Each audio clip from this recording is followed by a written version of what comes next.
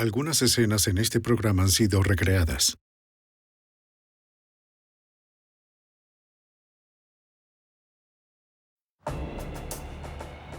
En Virginia, un robo a un banco estalla en violencia. ¡Sube las manos! ¡Levanta las manos!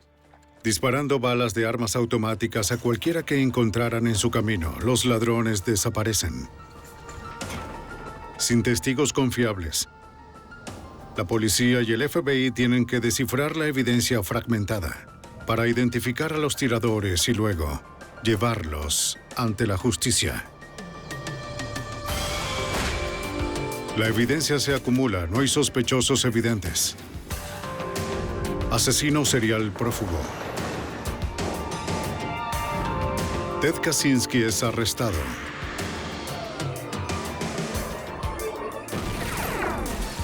Fugitivo a un prófugo.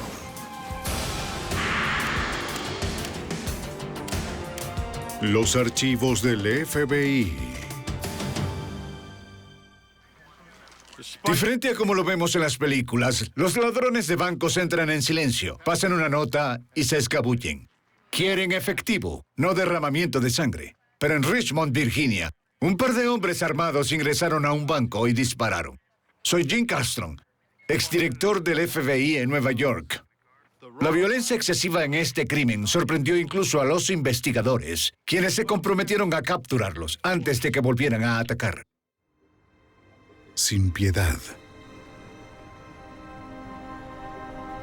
En este episodio, algunos nombres han sido cambiados. Durante la década de 1990, Richmond, Virginia, promedió unos 10 robos a bancos por año. Antes de 1997, ninguno había causado víctimas fatales. En la mañana del 30 de enero de 1997, los empleados de un pequeño banco en el extremo oeste de la ciudad comenzaban su tarea diaria.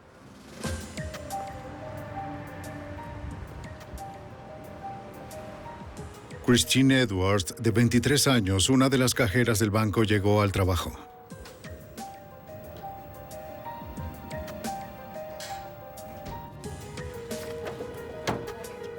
Su colega Tracy Freeman, de 21 años, ya estaba allí.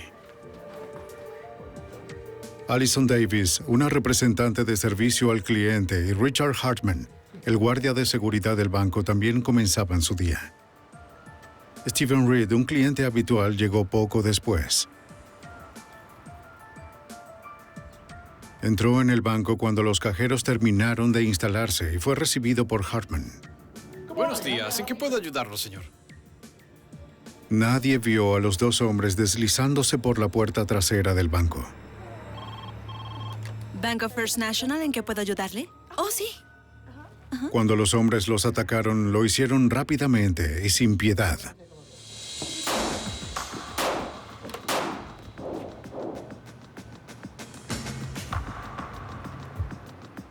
A 70 metros de distancia, los oficiales de policía de Richmond, Michael Webb y David Martin, estaban en una cafetería comprando el café para su turno de la mañana. Oiga, algo está sucediendo en el banco. Escuché disparos en el banco. En el banco, justo en la calle, en la acera derecha. Apártese. Mike, hay disparos en el banco, justo al final de la calle. Cuando los oficiales respondieron, el despacho de Richmond ordenó que se enviaran unidades de respaldo a la escena. Un 16.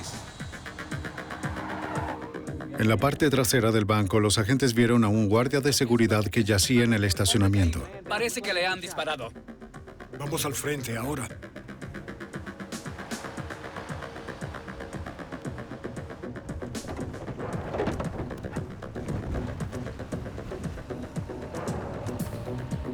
El oficial Martin vigiló el frente mientras Webb fue a revisar al guardia. Todavía estaba vivo.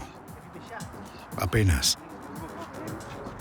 Webb pidió una ambulancia. 119, necesitamos una ambulancia ya. Entonces, dos hombres armados salieron del banco. ¡Alto ahí! 119 disparos. 119 disparos por todas partes. Están disparando. Webb vació su caserina. El oficial sabía que estaba señalado y sin municiones. Ellos dejaron de disparar y yo dejé de disparar. Y supe que estos dos tipos iban a venir por mí, por cada lado del vehículo, a buscarme.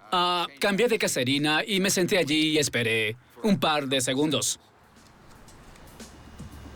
Pero los hombres armados nunca vinieron por él. El oficial Martin abandonó su posición para respaldar a Webb, pero los asaltantes lo sorprendieron.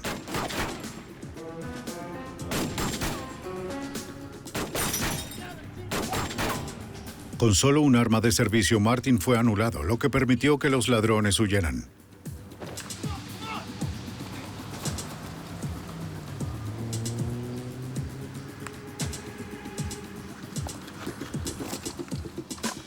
Todo lo que el oficial pudo hacer fue informar su posición mientras los ladrones escapaban por un cementerio. Tarjeta negra hacia Diverton Road. 2 hombres. El oficial Richmond vio una nube de tinte rojo, la señal de que los hombres armados habían robado un paquete de dinero, de los que contenían un tinte cronometrado. Los hombres saltaron sobre la siguiente pared y el oficial los perdió de vista. El despachador envió la información al Departamento de Policía del Condado de Henrico. El oficial Martin buscó en el vecindario, sabiendo que los 2 hombres con armas automáticas podrían estar en cualquier esquina. Pero no encontró rastro de los sospechosos.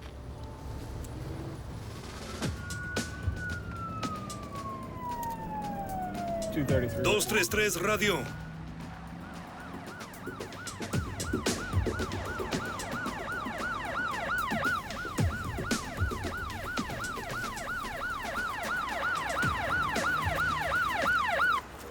Un patrullero de Henrico llegó a la escena. Buscamos a 2 hombres negros. Llegaron los técnicos de emergencias médicas. Atendían al guardia herido del exterior. La policía de Richmond entró en el edificio. ¡Policía! ¡Todos al suelo! ¡Quédense donde están! Buscando a cualquier otro pistolero que todavía pudiera estar adentro. Y para comprobar el estado de los demás empleados. Veo un cajero aquí abajo, a la izquierda. Encontraron 2 cajeras. Está bien. Vamos a... Ambas muertas por disparos. ¡Vamos! Todo está bien. ¡Vamos! Allison Davis se había puesto a salvo. Vamos, venga conmigo. Todo está bien. No estaba herida, sino paralizada de miedo y fue llevada al hospital para su evaluación.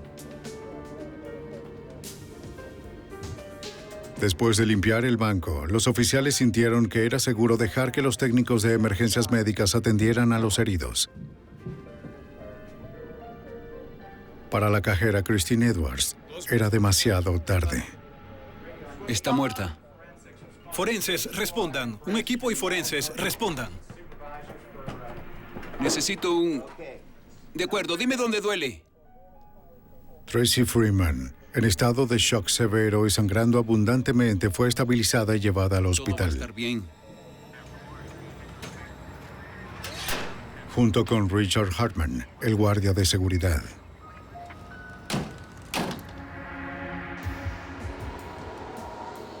En la división de homicidios de la policía de Richmond, el detective Tom Leonard se sintió perturbado por la brutalidad de los ladrones. Este fue el robo bancario más violento que podemos recordar en nuestra historia, así que nuestro temor era que siguieran en el vecindario y necesitábamos sacarlos de las calles.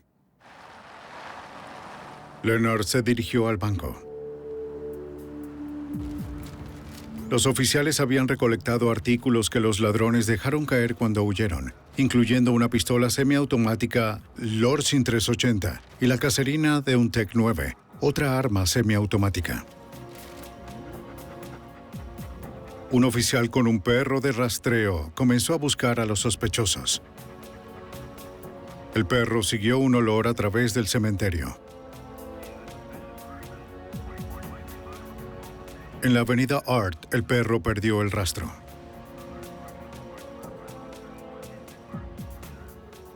Las policías de Henrico y Richmond recorrieron el vecindario preguntando a los residentes si habían visto hombres extraños huyendo del área. Rita. Pero nadie vio nada sospechoso. Ese es su nombre. El detective Leonard llegó a la escena del crimen con un técnico de pruebas.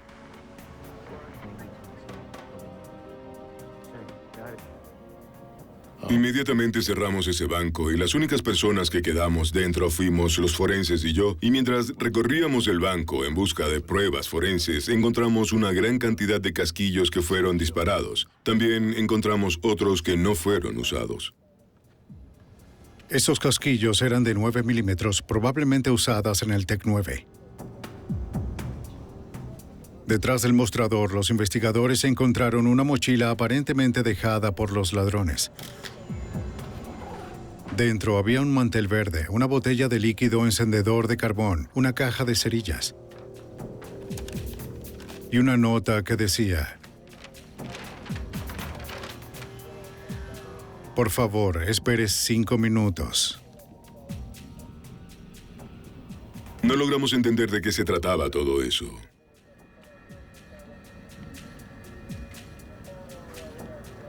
En la superficie del mostrador del cajero, los investigadores vieron varias huellas de botas.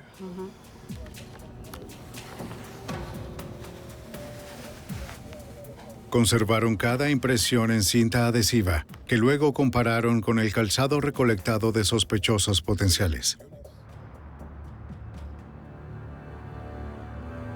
Agente Waddell, Debido a que el banco estaba asegurado por el gobierno federal, la policía llamó al agente especial del FBI, Wayne Waddell, de la oficina local de Richmond. Pasa y veamos qué tenemos aquí, Tom. En el banco, él y el detective Leonard verificaron una cinta de video que habían grabado varias cámaras de vigilancia simultáneamente. Pero había un problema. Oh, no, Tom, mira eso. Tenemos un problema. Algo hizo que la película, en nuestra opinión, no se grabara correctamente. Saltaba de una cámara a otra y a otra, obteniendo diferentes ángulos de la puerta frontal, la puerta trasera y diferentes vistas de los cajeros. Tendrían que hacer fotos fijas de las tomas por separado para obtener cualquier información útil. El agente especial Eduardo Alford se unió a la investigación. Él sabía que el FBI no se detendría hasta que los hombres armados fueran capturados. Estoy seguro de que si hablara con todas las personas involucradas en esta investigación, les diría lo mismo. Ellos querían trabajar en este caso durante todo el día y esencialmente así fue. La recolección de evidencia en el banco duró horas. Waddell. Más tarde en la noche, alrededor de las 5:30 o 6, recibimos la noticia de que el condado de Henrico había recibido un informe de un robo. Fui al sitio del robo. Fue en la avenida Art, frente al cementerio, no muy lejos de donde la unidad canina había perdido el rastro de los sospechosos. No sabíamos si tenía algo que ver con el robo al banco o no. Una mujer joven que vivía allí con su padre descubrió que la puerta de entrada había sido forzada y habían entrado en la casa y descubrió que le faltaban cosas que podrían haber sido robadas. Cuando el agente especial Waddell entró, un oficial de Henrico señaló un agujero en el techo. Parecía que alguien había entrado desde arriba. Temían que alguien pudiera estar escondido en el ático.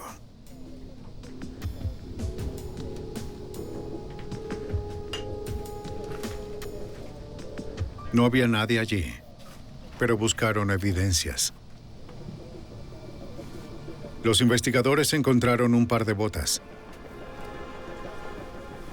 También encontraron una mochila y un abrigo.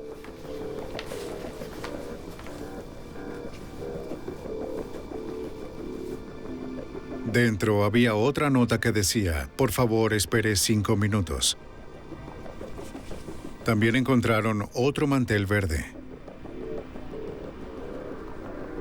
Un tinte rojo como el que se usa en los paquetes de tinte para bancos cubría muchos de los artículos.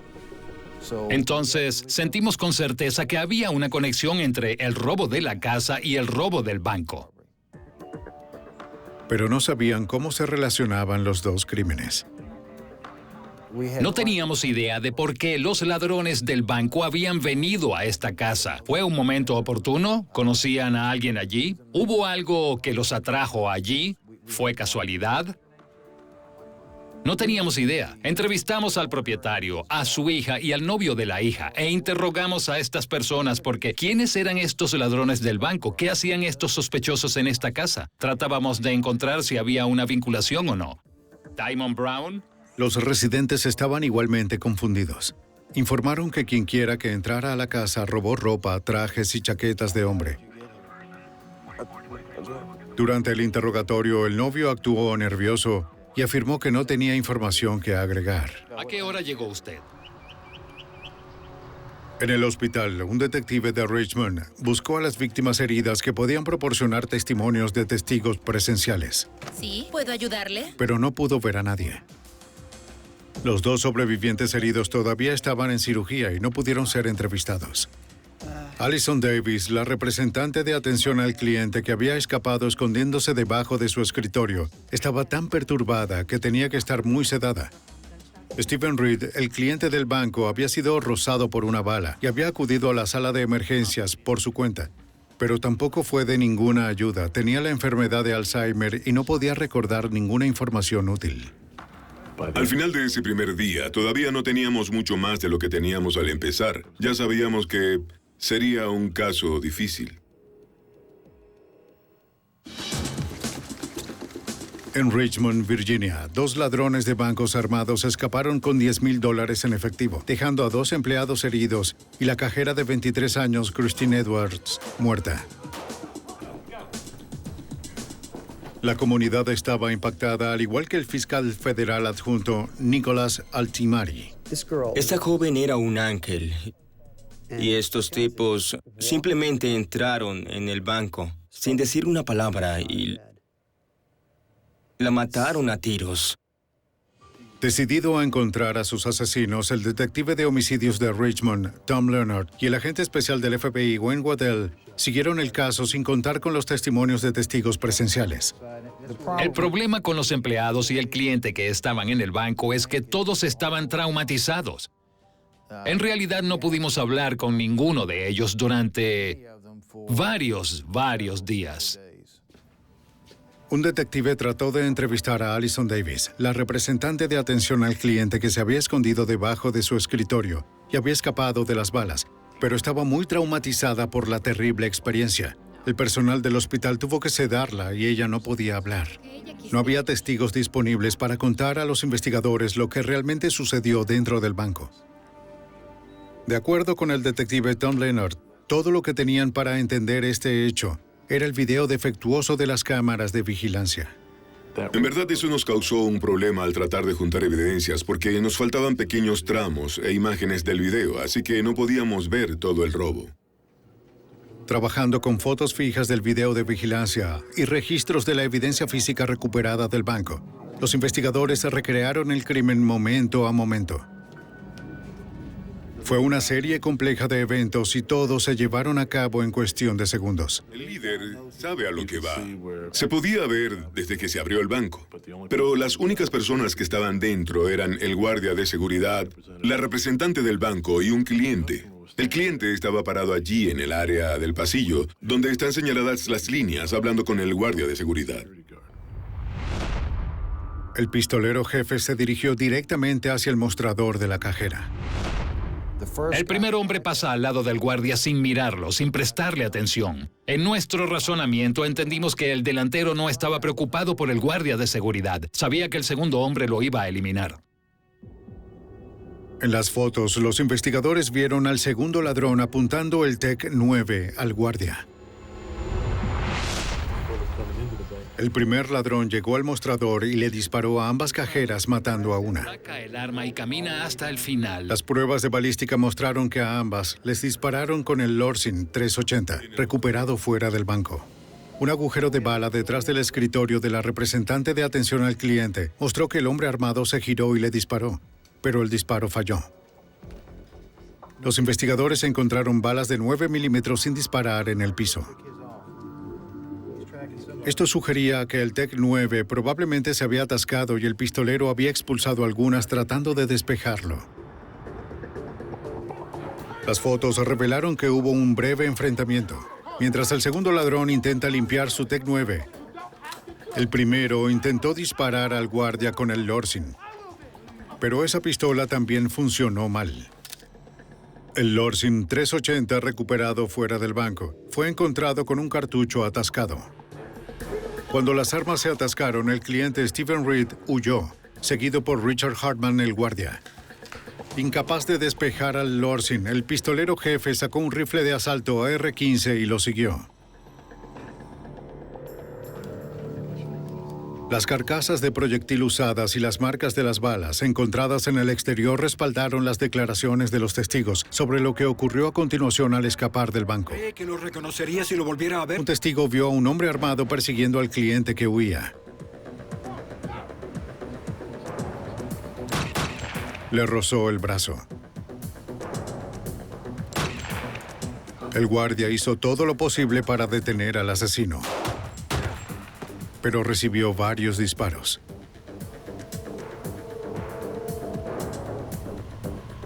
El pistolero volvió adentro. Hartman todavía estaba vivo.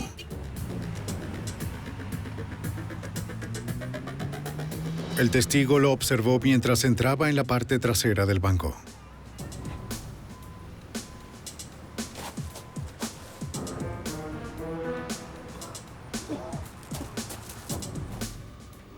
Él abre la puerta trasera, ¿verdad? Los investigadores se dieron cuenta de que Hartman había arriesgado su vida tratando de sacar a los ladrones.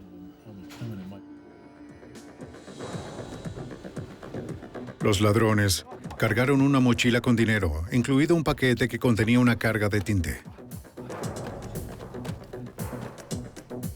El guardia se acercó. Disparó, pero falló.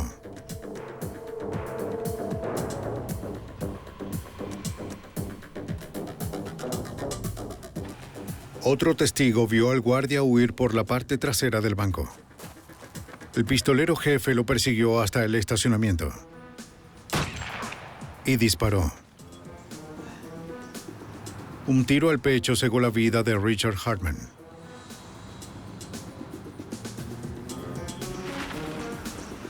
Momentos después, los oficiales Webb y Martin lo encontraron allí. El agente Waddell y el detective Leonard ahora tenían un mapa claro del crimen.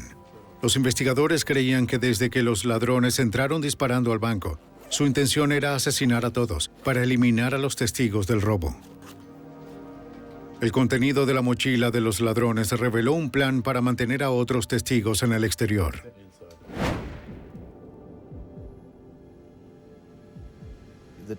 Creo que los manteles y la nota fueron colocados sobre las puertas para evitar que alguien entrara al banco. Danos 5 minutos, todavía estamos limpiando. Danos 5 minutos, todavía no estamos listos para abrir. Algo así. Con el banco para ellos solos, los ladrones podrían tomarse su tiempo. La evidencia que más molestó a los investigadores fue el líquido para encendedores. Ellos concluyeron que los ladrones planeaban usarlo para incendiar el banco cuando se fueran.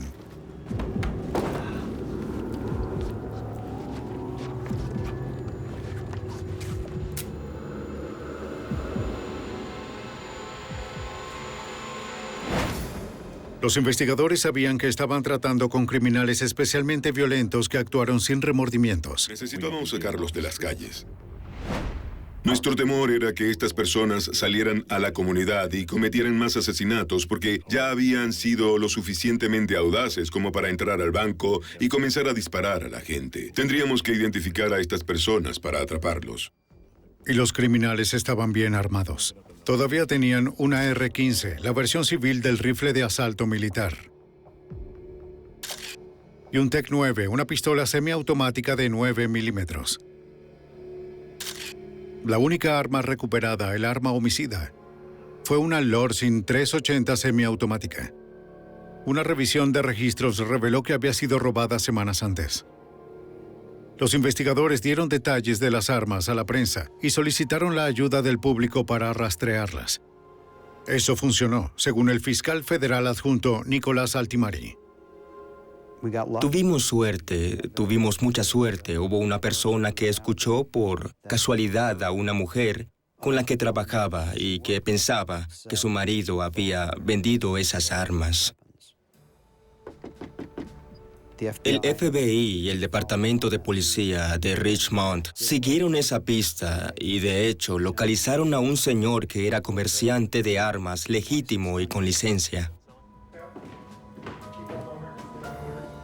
Al principio, el comerciante se mostró reacio a hablar con las autoridades. No quería incriminarse a sí mismo al admitir que podría haber vendido armas utilizadas en un asesinato. Después de que los agentes le aseguraron que no podía ser responsable, ya que las armas se vendieron legalmente, admitió que había vendido un TEC-9 y un AR-15 unos días antes del robo. Sí, lo tengo todo aquí. Localizó los formularios ATF rellenados por el comprador. Los investigadores ahora tenían un nombre para seguir adelante. El vendedor de armas nos dijo que se las había vendido a Jermaine Sims y alertamos a todas nuestras unidades, a nuestros hombres que trabajan en el caso. Todo el mundo estaba tratando de localizarlo. Finalmente averiguaron que Sims estaba fuera de la ciudad. Mientras continuaba la búsqueda de Sims, los investigadores siguieron su única pista prometedora: la casa de la avenida Art en la que habían incursionado los ladrones. Comenzamos por revisar todo lo que pudimos averiguar sobre el propietario y su familia. La joven que vivía allí tenía novio. Lo investigamos detalladamente.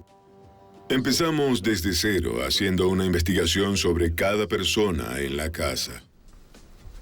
¿Está bien? El novio, que había estado nervioso durante las entrevistas, accedió a una prueba de polígrafo.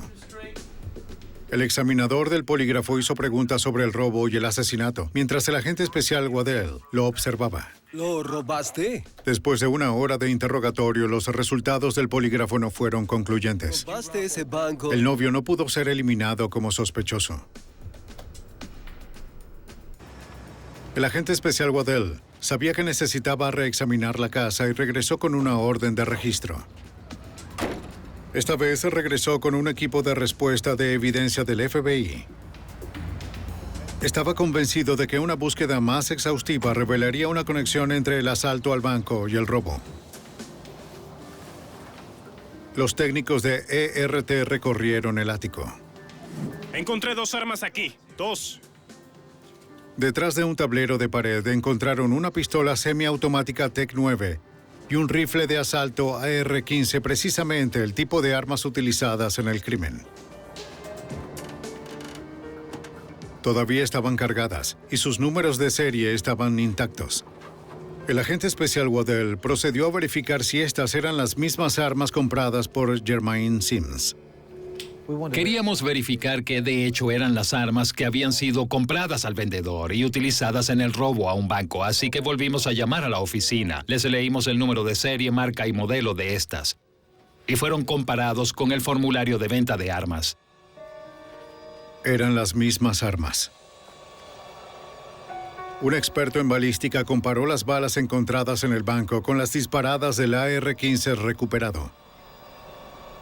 Coincidían, vinculando esa arma al robo del banco. Eso comprobaba que Jermaine Sims había comprado las armas utilizadas en el robo y asesinato.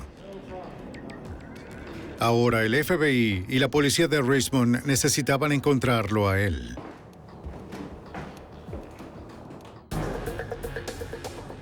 En Richmond, los agentes federales determinaron que un hombre llamado Jermaine Sims compró 2 armas usadas en un robo con víctimas fatales a un banco. Los agentes no pudieron encontrar a Sims, pero una verificación de antecedentes reveló que estaba recibiendo asistencia del gobierno. Ellos siguieron esa pista. En la oficina de servicios sociales, una administradora confirmó que Sims venía regularmente a recoger cupones de alimentos. Ella marcó su nombre en su computadora y accedió a llamar al FBI la próxima vez que apareciera el sospechoso. Sí. Buenas tardes, señora. Soy el agente especial Foreston. Los agentes fueron a la dirección que aparecía en el formulario ATF y hablaron con la madre de Sims. ¿Está Jermaine en casa ahora? No. No veía a su hijo desde que lo había echado la semana anterior.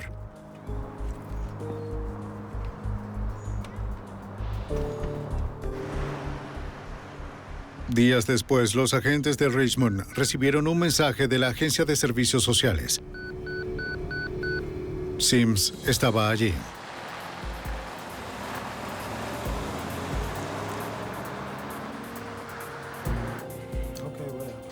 Es solo una cuestión de sacar tu... La administradora retuvo a Sims hasta que llegaron los agentes. Esperaban que no sospechara nada.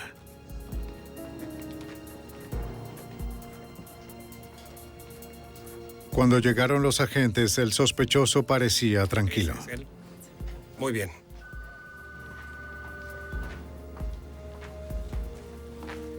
Disculpe, agente especial, FBI, necesito que venga conmigo. Le pidieron a Sims que los acompañara para interrogarlo. A regañadientes accedió. Adelante, acompáñenos. Lo llevaron a una estación de policía cercana donde los investigadores trataron de que hablara sobre las armas. Pero entrevistar al sospechoso no fue una tarea fácil, según el fiscal federal adjunto Nicholas Altimari. Sims era una persona difícil de tratar. Era una persona que estaba llena de odio y hostilidad. Él no quería estar allí. No quería ciertamente cooperar con nosotros. Solo lográbamos sacarle pequeños fragmentos de información y él solo nos estaba proporcionando datos que ya sabíamos. Tuvimos muchos problemas para manejarlo, por así decirlo. Sims negó cualquier participación en el crimen, afirmando que estaba en el apartamento de su novia en el momento del robo. ¿Quién vive allí con él? Durante varias horas, Altimari siguió presionándolo hasta que finalmente Sims admitió que había comprado el AR-15 y el TEC-9 con la intención de venderlos después para obtener una ganancia. Dijo que había escondido las armas en la casa de un amigo, un hombre llamado Ra, pero afirmó que no podía recordar la dirección. Una calle llamada Main Street. Sin embargo, dio direcciones. Ahora, ¿quién más sabe de este tipo, Ra? La entrevista continuó mientras el agente especial Wayne Waddell intentaba confirmar la historia de Sims. Sims nos dijo dónde estaba ubicada esta casa y nos la describió. Fuimos a los lugares. No pudimos encontrar la casa. Determinado, Altimari confrontó a Sims con su engaño. ¿Y aquí estás tratando con un grupo de aficionados? Pero Sims todavía mantenía su historia de que no sabía nada sobre el robo al banco. Para entonces, las autoridades habían localizado a la novia de Sims, quien apoyaba su coartada. Pero los investigadores tenían pruebas sólidas que lo relacionaban con el crimen. Vas a ir a la cárcel por el resto de tu vida. Se le informó que estaba bajo arresto por robo a un banco.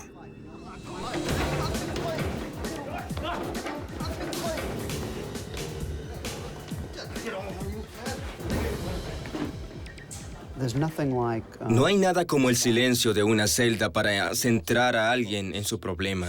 Y él tenía un gran problema. Él tenía su nombre en el título de estas armas que fueron utilizadas en este robo. Y pensábamos que si le dábamos un poco de tiempo para pensar por sí mismo, eventualmente llegaría a la conclusión de que lo mejor para él era cooperar con nosotros. Después de una semana de encarcelamiento y repetidas entrevistas, Sims decidió hablar. Ahora cuénteme sobre las armas. Él dijo que después de comprar las armas las dejó con dos amigos, Rashid Jones y LaFon Bobbitt. Él todavía negaba haber participado en el robo, pero los investigadores continuaron trabajando en él. Él admitió que, por supuesto, sabía que habían robado el banco. Seguía insistiendo en que estaba sorprendido de que hubieran usado sus armas para hacerlo y expresó su indignación porque lo hubieran hecho y por haberlo involucrado. Sims dijo que después del robo, Bobbitt y Jones llegaron a su apartamento con ropa con la que nunca los había visto. Le contaron sobre el robo fallido, el tiroteo y su escape. Explicaron que habían irrumpido en una casa de la avenida Art que habían elegido al azar. Robaron algo de ropa y escondieron sus armas allí, detrás de un tablero de pared en el ático. Cuando se iban, Jones accidentalmente atravesó el techo. Vamos, vamos, vamos, vamos, vamos. Luego se escabulleron evitando a los oficiales de patrullaje. Tenían el dinero con ellos, pero estaba teñido de rojo por el tinte. Los registros policiales revelaron que LaFawn Bobbitt tenía 11 condenas anteriores y estaba libre bajo fianza por cargos relacionados con el robo de automóviles. Rashid Jones tenía 7 condenas previas, incluyendo gran robo, y estaba en libertad condicional. Los investigadores redujeron el cargo contra Sims de robo a conspiración. Ahora, con la identidad de los asesinos en la mano, la verdadera persecución podía comenzar. Después de un robo bancario en 1997 que dejó una cajera muerta, las autoridades de Richmond, Virginia, creían tener identificado a los hombres armados como LaFawn Bobbitt y Rashid Jones.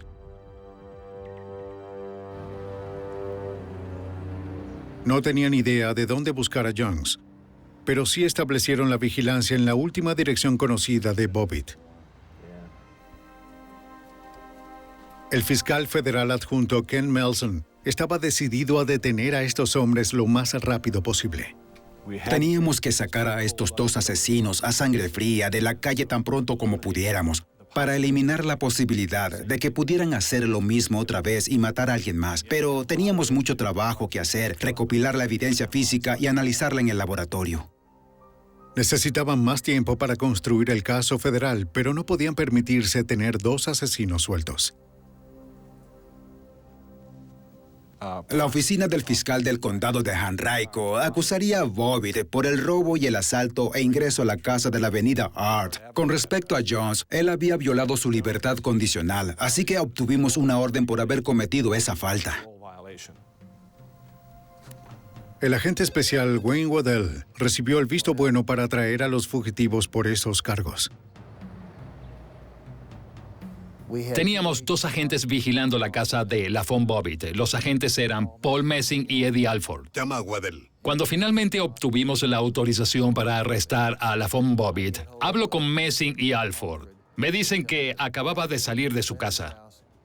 Está bien, gracias. El agente le dijo al equipo de vigilancia que siguiera a Bobbitt. Luego fue a respaldarlos.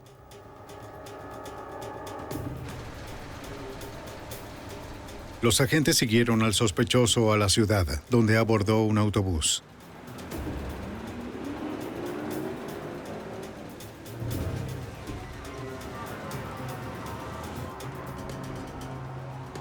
Se mantuvieron en contacto con el agente especial Waddell, actualizándolo sobre su ubicación.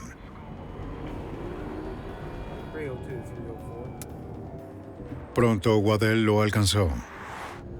Decidieron arrestar a Bobbitt en la siguiente parada del autobús. Está justo delante de mí. De acuerdo, 10-4, te adelantaré ahora.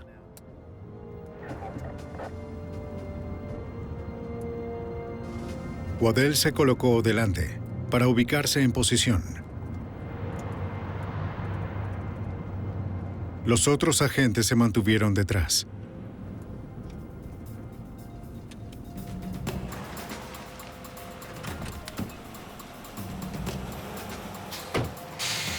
Cuando el autobús se detuvo, los agentes estaban preparados.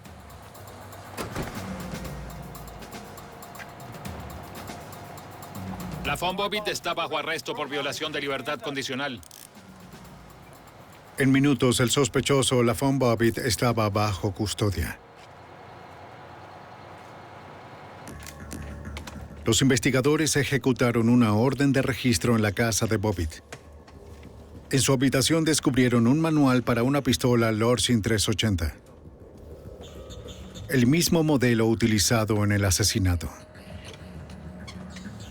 También se encontraron varios casquillos usados de 380. Para el agente especial del FBI, Eduardo Alford, esta evidencia circunstancial sugería que Bobbitt fue quien hizo los disparos mortales. De hecho, esa fue el arma con la que una de las cajeras fue asesinada. Encontrar ese casquillo fue muy útil para determinar cuál de los sujetos o sospechosos pudo haber tenido esta arma ese día en particular. El laboratorio del FBI identificó las huellas digitales de Bobbitt en las cosas que los ladrones dejaron en el banco, la primera evidencia que lo vinculaba directamente con el crimen. Los técnicos de la Unidad de Investigación de Documentos del FBI compararon las impresiones de las botas encontradas en el banco con las botas encontradas en la casa de la avenida Art y en la casa de Bobbitt. Una de las impresiones del calzado fue consistente con una bota dejada en la casa de la avenida Art. Se encontró que otra huella era consistente con una bota encontrada en la casa de Bobbitt en una búsqueda posterior. Y así, circunstancialmente, otra vez no concluyente, sino circunstancialmente, se colocó a Bobbitt y a su ropa en ese banco. Las botas encontradas en el ático probablemente pertenecían al presunto socio de Bobbitt en el crimen, Rashid Jones. Los fiscales federales ahora acusaron a LaFon Bobbitt del robo al banco y asesinato, pero los investigadores todavía tenían que encontrar a Rashid Jones. 3 meses después del crimen, las autoridades recibieron datos de un empleado de una tienda que reportó que un cliente había intentado pagar con billetes manchados de tinte. El empleado se negó a aceptarlos. El señor Jones había estado en esa área en particular, en el extremo sur de Richmond, tratando de intercambiar parte de este dinero. Así que el equipo que lo rastreaba tomó esa información y se concentraron en esa área, basándose en la proximidad de esta tienda de comerciantes de la zona. El FBI se enfocó en ese vecindario, trabajando todos sus contactos. El esfuerzo dio sus frutos. Las pistas que nos llegaron eran de una fuente confiable de información. Alguien que estaba al tanto de este crimen y sabía del señor Jones y fue capaz de señalar la ubicación de donde estaba ocultándose. Jones se alojaba en un edificio de apartamentos deteriorado y frecuentado por personas de paso. Los agentes pudieron obtener la cooperación de un hombre que vivía allí. El arresto estaba planeado para las 5 de la madrugada cuando Jones probablemente estaría dormido. Llamaron al sitio y hablaron a su contacto interno. Él está durmiendo en el sofá de la cocina. Dijo que Jones estaba allí durmiendo y que tenía un arma. Su contacto también advirtió que había otras personas en el apartamento y que la mayoría de las luces no funcionaban. Cuando el equipo de arresto se acercó al edificio, pasaron por una sesión informativa final, revisando las fotos de su objetivo. Anticiparon una confrontación peligrosa. Jones estaba armado, desesperado y rodeado de personas inocentes.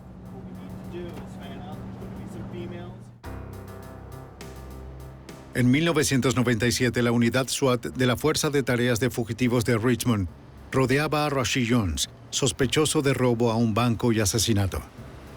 Habían recibido el dato de que Jones estaba escondido en un apartamento. Por su contacto interno supieron que Jones estaba armado y que la mayoría de las luces no funcionaban. Había varias personas inocentes en el apartamento.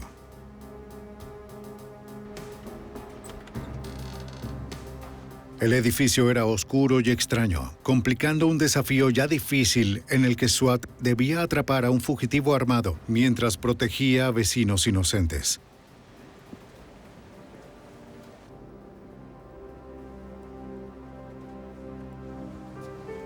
El equipo decidió acercarse sigilosamente a Jones. Esperaban que no le hubieran avisado.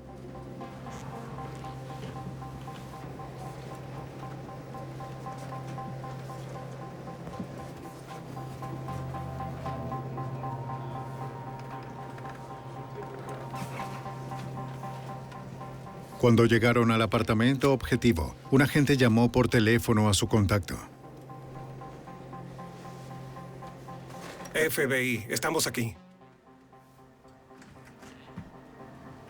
El contacto fue escoltado fuera del edificio.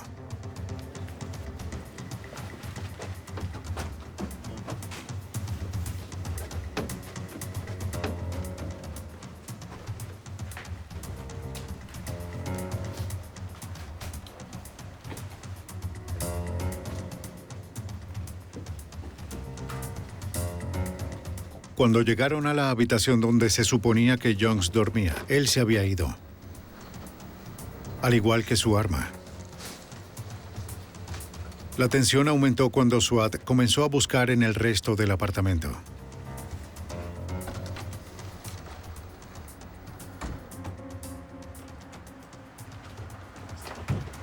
Levante las manos, señor. Levante las manos. Vamos, levántese. Levántese. Encontraron y sacaron a otros 2 residentes. Todas las habitaciones estaban despejadas, excepto una, un baño. Jones, sabemos que está ahí. Levante las manos y salga.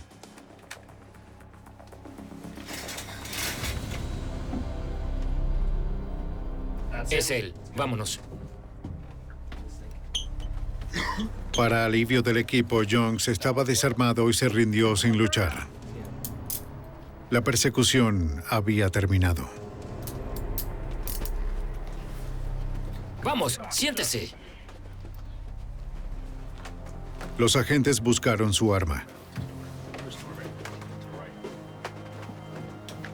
La descubrieron en un armario. Su percutor estaba roto. Si el arma hubiera funcionado, el arresto no habría sido tan fácil.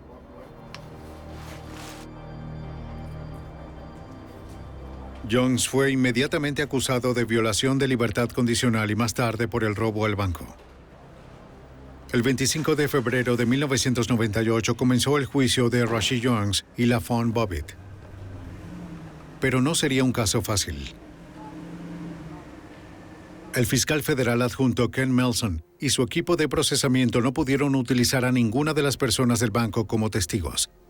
Ninguno de ellos pudo testificar para nosotros, porque el guardia quedó ciego como resultado de sus heridas. Una cajera estaba muerta, otra nunca había tenido la oportunidad de siquiera darse la vuelta para ver algo, y una tercera empleada no pudo testificar porque ella no vio nada, porque estuvo debajo de un escritorio durante la mayor parte del robo. Melson encontró una manera de lidiar con la falta de testigos al encargar una recreación digital del crimen. Tuvimos que defendernos digitalmente y mostrarle al jurado lo que sucedió dentro de ese banco. Fuimos la voz de los testigos ante el jurado durante el juicio, de modo que pudieran involucrarse y experimentar la agonía de las víctimas, vivir el momento del robo al banco. Y eso les daría no solo el verdadero sentir de lo que sucedió en el banco, sino ver la masacre y la intención de los acusados. Después de escuchar 6 días de testimonio, el jurado condenó a ambos hombres por todos los cargos. El fiscal federal adjunto Nicholas Altimari. En el juicio se sentaron allí, tranquilos, mientras presentábamos las pruebas, y no fue hasta que fueron condenados que los vimos preocuparse. Estaban preocupados. Bobbitt y Jones fueron sentenciados a cadena perpetua sin posibilidad de libertad condicional. Jermaine Sims, quien compró 2 de las armas utilizadas en el robo, fue condenado por conspiración, ocultamiento del hecho de asesinato y tráfico de armas. Él también fue condenado a cadena perpetua sin posibilidad de libertad condicional. A medida que las víctimas y sus familias continúan sanando, ellos y la ciudad de Richmond saben que Jones, Bobbitt y Sims nunca volverán a ser una amenaza para nadie.